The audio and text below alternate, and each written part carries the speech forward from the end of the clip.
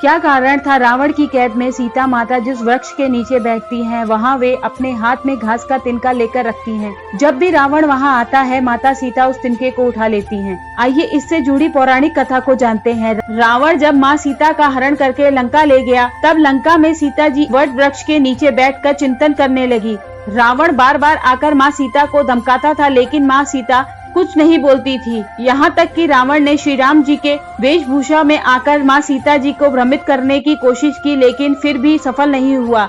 रावण थक हार कर जब अपने शयन कक्ष में गया तो मंदोदरी ने उससे कहा कि आप तो राम का वेश धर कर गए थे, फिर क्या हुआ? रावण बोला, जब मैं राम का रूप लेकर सीता के समक्ष गया तो सीता मुझे नजर ही नहीं आ रही थी।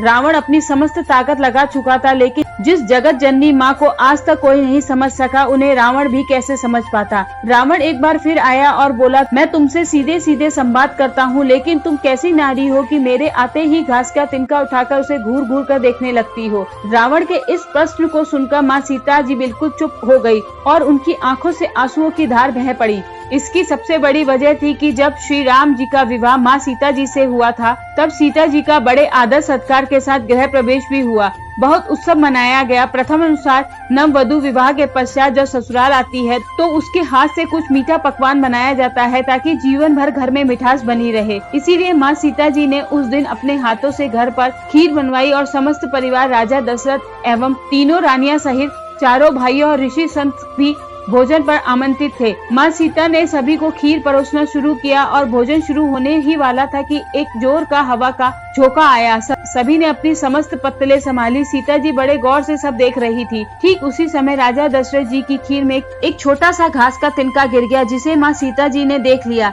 लेकिन अब खीर में हाथ कैसे डाले, यह प्रश्न आ गया। माँ सीता जी ने दूर से ही उस तिनके को घूर कर देखा, वह जलकर राख की एक छोटी सी बिंदु बनकर रह गया। सीता जी ने सोचा, अच्छा हुआ किसी ने देखा नहीं, लेकिन राजा दशरथ माँ सीता के इस चमत्कार को देख रहे थे। फिर भी दशरथ जी चुप रहे और अपने कक्ष पहुंचकर उन्होंने माँ सीता को बुलवाया और कहा कि मैंने आपके भोजन के समय आपके चमत्कार को देख लिया है। आप साक्षात जगत जननी स्वरूपा हैं, लेकिन एक बात आप मेरी जरूर याद रखना, आपने जिस नजर से आज उस तिनके को देखा है, उस नजर से आप अपने शत्रु को कभी मत देखना। इसलिए माँ सीता जी के सामने जब भी रावण आता था तो वह उस घास के तिनके को उठाकर राजा दशरथ की बात याद कर लेती थी।